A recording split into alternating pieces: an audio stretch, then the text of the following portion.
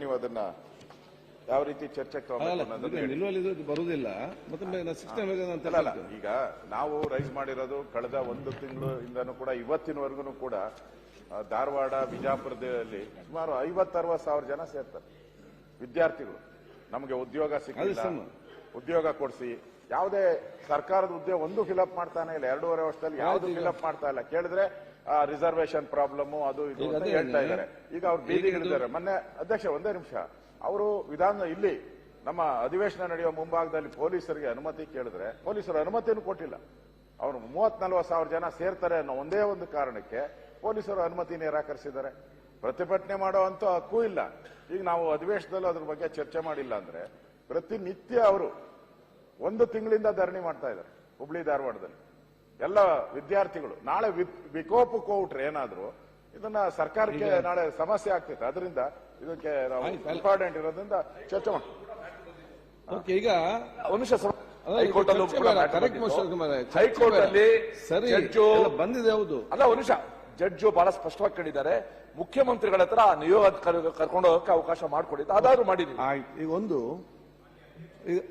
ಇದಾಗ ಬರೋದಿಲ್ಲ ಮತ್ತೆ ಬೇಕಾ ತಮಗ್ ಬಿಟ್ಟಿದ್ದು.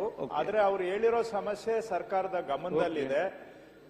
ಆಂತರಿಕ ಮೀಸಲಾತಿಯಿಂದ ಸ್ವಲ್ಪ ಮಟ್ಟಿಗೆ ಸ್ಥಗಿತ ಆಗಿರೋದು ನಿಜ. ಆದ್ರೆ ಅದನ್ನ ಪರಿಹರಿಸೋದಕ್ಕೆ ಸರ್ಕಾರ 100ಕ್ಕೆ 100 ಆಸಕ್ತಿಯನ್ನ ಹೊಂದಿದೆ. ಎಲ್ಲಾ ಇಲಾಖೆಗಳಲ್ಲೂ ಕೂಡ ನೇಮಕಾತಿ ಆಗ್ಬೇಕಾಗಿದೆ. ಅದಕ್ಕೆ ಕಾನೂನಲ್ಲಿ ಏನು ತೊಡಕು ಬಂದಿದೆ ಅದನ್ನ ನಿವಾರಣೆ ಮಾಡೋದಕ್ಕೆ ಕಾನೂನಿನ ಪರಿಹಾರಗಳನ್ನು ಕೂಡ ನಾವು ಕಂಡುಕೊಳ್ತಾ ಇದ್ದೇವೆ. ಇವತ್ತು ಕ್ಯಾಬಿನೆಟ್ ಅಲ್ಲಿ ಸಬ್ಜೆಕ್ಟ್ ಇದೆ. ಆ ಬಿಲ್ಲನ್ನು ಕೂಡ ನಾವು ಟೇಬಲ್ ಮಾಡಿದೀವಿ, ತಮಗೂ ಕೂಡ ಗೊತ್ತಿದೆ. ಸೊ ಹಾಗಾಗಿ ಸಮಸ್ಯೆ ಪರಿಹಾರ ಮಾಡೋದಕ್ಕೆ ಸರ್ಕಾರ ಎಲ್ಲಾ ಪ್ರಯತ್ನವನ್ನ ಬಹಳ ಸಿನ್ಸಿಯರ್ ಆಗಿ ಪ್ರಾಮಾಣಿಕವಾಗಿ ನಾವು ಮಾಡ್ತಾ ಇದ್ದೇವೆ, ಪರಿಹಾರ ಮಾಡ್ತೇವೆ. ಆದ್ರೆ ಅದೇ ಸಂದರ್ಭದಲ್ಲಿ ಸದನದ ಸರ್ವಾನುಮತದ ಒತ್ತಾಯ ಏನು, ಆಂತರಿಕ ಮೀಸಲಾತಿ ಆಗಲೇಬೇಕು ಅನ್ನೋದು ಕೂಡ ನಿಮ್ಮದು ನಮ್ಮದು ಎಲ್ಲರದು ಅಭಿಪ್ರಾಯ ಇದೆ. ಎರಡನ್ನೂ ಕೂಡ ಮಾಡ್ತೇವೆ ಸಭಾಧ್ಯಕ್ಷರು. ಈಗ ನಿತ್ಯ ಕಾರ್ಯಕಲಾಪಗಳು ಸನ್ಮಾನ್ಯ ಅಧ್ಯಕ್ಷ 0 ಅವರ್ ಕೊಟ್ಟಿದ್ದೀರಿ. ಹೌದು, ಸನ್ಮಾನ್ಯ ಕೃಷ್ಣ ಬೈರೇಗೌಡರು ಈ ಸದನದ ಸದಸ್ಯರು ಮತ್ತು ಮಂತ್ರಿಗಳು ಈಗ ಎಲ್ಲಾ ಪತ್ರಿಕೆಗಳಲ್ಲೂ ನೋಡಿ ಈ ತರ ಒತ್ತುವರಿ ಮಾಡಿದ್ದಾರೆ. ಅಲ್ಲ ಸದನ ನಡೀತಾ ಇರುವಾಗ ನಾನು ಅಧ್ಯಕ್ಷರೇ, ಸದನ ನಡೀತಾ ಇದೆ, ಸದನ ನಡೆಯುವಾಗ ಮಂತ್ರಿಗಳು ಇಲ್ಲೇ ಪ್ರೆಸೆಂಟ್ ಇದ್ದಾರೆ. ತಪ್ಪು ಸಂದೇಶ ಹೋಗೋದ್ ಬೇಡ. ಇಲ್ಲಿ ದೊಡ್ಡ ಆಪಾದನೆಯನ್ನ ಮಾಡಿದ್ದಾರೆ. ಕೆರೆ ಅಂದ್ರೆ ರೆವಿನ್ಯೂ ಮಿನಿಸ್ಟ್ರೇ ಕೆರೆ ನುಂಗಿದ್ದಾರೆ. ಅಲ್ಲ, ಕರೆಕ್ಟ್. ಏನು ಮಂತ್ರಿ ಇದ್ದರು ಮಾತಾಡ್ತಾರೆ. ಈಗ ಇದು ಶೂನ್ಯವಿಲ್ಲ, ಈಗ ಬರುದಿಲ್ಲ. ಈಗ ನಾವು ನಿತ್ಯ ಕಾರ್ಯಕಲಾಪ ತಗೊಳ್ಳುವ, ನೀವೇನು ಅದ್ರ ಬಗ್ಗೆ ಚರ್ಚೆ ಮಾಡಿ ತದನಂತರ ಬೇರೆ ವಿಷಯ ತಗೊಳ್ಳುವ ಒಂದು ವಿಚಾರ ಮಾಡುವ. ಈಗ ಇದು ಶೂನ್ಯವಿಲ್ಲ ಬರೋದು ವಿಚಾರ ಅಲ್ಲ. ಇದಕ್ಕೆ ಸರ್ ಇನ್ಸಿಡೆಂಟ್ ಇಮಿಡಿಯೇಟ್ ಬೆಳಗ್ಗೆ ಪತ್ರಿಕೆಯಲ್ಲಿ ಬಂದಿದೆ. ಎಲ್ಲ ಪತ್ರಿಕೆಗಳಿಗೆ ಬಂದೆಲ್ಲ ತಗೊಂಡು ಚರ್ಚೆ ಮಾಡಿ ಸಾವಧಾನ ಒಂದೇ ನಿಮಿಷ. ಮಂತ್ರಿಗಳು ಸ್ಟೇಟ್ಮೆಂಟ್ ಮಾಡಿದ್ದಾರೆ. ಅದು ಸ್ಟೇಟ್ಮೆಂಟ್ ಹೊರಗಡೆ ಮಾಡಿ ಮಾಡ್ಲಿ, ಏನಾಗಿದೆ ಅಂತ ಸದನಕ್ಕಾದ್ರೂ ಗೊತ್ತಾಗ್ಲಿ. ಸ್ಟೇಟ್ಮೆಂಟ್ ಮಾಡ್ಲಿ. ನೋಡಿ, ಅವರಲ್ಲಿ ಬರುವುದಿಲ್ಲ, ಅದು ಬೇರೆ ವಿಷಯ. ಅವ್ರು ಹೇಳ್ದಕ್ಕೆ ಉತ್ತರ ಕೊಟ್ಟ ಅವ್ರಿಗೆ ಬಿಟ್ಟಂತ ವಿಚಾರ. ಮತ್ತೆ ಈಗ ಶೂನ್ಯ ಬರುವುದಿಲ್ಲ ಅಂತ ಸ್ಪಷ್ಟವಾಗಿ ಹೇಳಲಿಕ್ಕೆ ಒಂದ್ ಸೆಕೆಂಡ್. ಈಗ ವಿಷಯ ತಮ್ಮ ವಿವೇಚನೆಗೆ ಬಿಟ್ಟಿದ್ದು. ಮಾನ್ಯ ವಿರೋಧ ಪಕ್ಷದ ನಾಯಕರಿಗೂ ಕೂಡ ಗೊತ್ತಿದೆ. ಯಾವುದೇ ಸದನದ ಒಬ್ಬ ಸದಸ್ಯರನ್ನ ನೇರವಾಗಿ ಕುರಿತು ಏನಾದ್ರೂ ಒಂದು ಪ್ರಸ್ತಾಪ ಮಾಡಬೇಕಾದ್ರೆ ಮೊದಲೇ ನೋಟಿಸ್ ಕೊಟ್ಟು ಮಾಡಬೇಕು. ಅದು ಪ್ರತಿಯೊಬ್ಬ ಸದಸ್ಯರ ಹಕ್ಕು. ಆದರೂ ಕೂಡ ಈ ವಿಷಯದಲ್ಲಿ ನಾನು ನನ್ನ ಹಕ್ಕನ್ನ ಬಿಟ್ಕೊಡ್ತಾ ಇದ್ದೇನೆ. ಅವರು ನನಗೆ 1 ವಾರ ನೋಟಿಸ್ ಕೊಡಬೇಕು, ನನಗೆ ಬೇಕಾಗಿಲ್ಲ.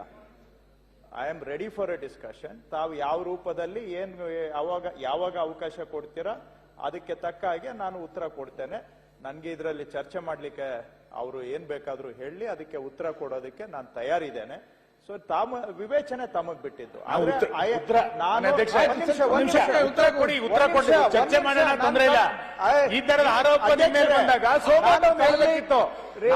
ಮಾಡಕ್ ಆಮೇಲೆ ಪ್ರಶ್ನೆ ನೀವು ಏನು ಇಲ್ಲ ಅಂತ ಹೊರಗಡೆ ಸದಸ್ಯರಿಗೆ ನಾನು ಇಲ್ಲಿ ಹೇಳಿ. ಒಬ್ಬ ಈ ಸದನದ ಯಾರೇ ಸದಸ್ಯರ ಬಗ್ಗೆ ಈಗ ಏನಾದ್ರೂ ಪ್ರಸ್ತಾಪ ಮಾಡಬೇಕಾದ್ರೆ ಅದಕ್ಕೆ ಒಂದು ನಿಯಮಾವಳಿ, ನಾವು ಆರೋಪ ಮಾಡಿದ್ದಲ್ಲ,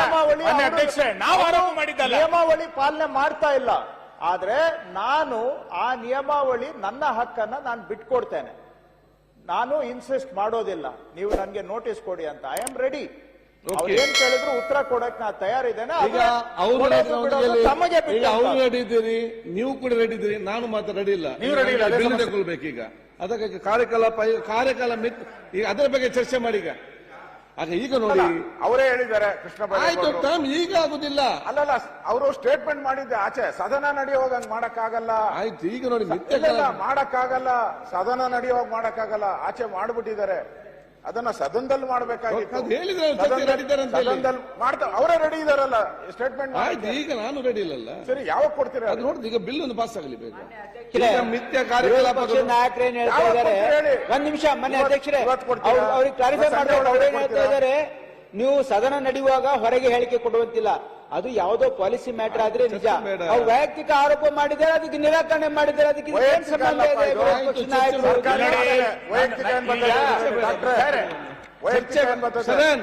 ಸರ್ಕಾರಿ ದಾಖಲೆ ಸರ್ಕಾರಿ ದಾಖಲೆ ಚರ್ಚೆ ಮಾಡ್ತೀವಿ. ಆಗ್ಲೇ ಮಾನ್ಯ ಸದಸ್ಯರು ಚರ್ಚೆ ಮಾಡಿದ್ದಾರೆ, ನಿಮ್ ವಿವೇಚನೆ ಯಾವಾಗ ಕೊಡ್ತೀರಾ ಅಂತ ಹೇಳಿ. ಮಾಡಿದ್ರೆ ಹೆಂಗೆ? ಈಗ ನಮ್ಮ ಅಜೆಂಡಾ ಲೇಟೆಸ್ಟ್ ಹಾಗೂ ಇಂಟ್ರೆಸ್ಟಿಂಗ್ ಸುದ್ದಿಗಳಿಗಾಗಿ ಬಾಸ್ ಟಿವಿ ಕನ್ನಡ ಚಾನೆಲ್ನ ಸಬ್ಸ್ಕ್ರೈಬ್ ಮಾಡಿ. ಹಾಗೆಯೇ ಬೆಲ್ ಐಕಾನ್ ಪ್ರೆಸ್ ಮಾಡಿ. ಇದರ ಜೊತೆಗೆ ಫೇಸ್ಬುಕ್, ಇನ್ಸ್ಟಾಗ್ರಾಮ್, ಎಕ್ಸ್ ನಲ್ಲೂ ಮಿಸ್ ಮಾಡದೆ ಫಾಲೋ ಮಾಡಿ.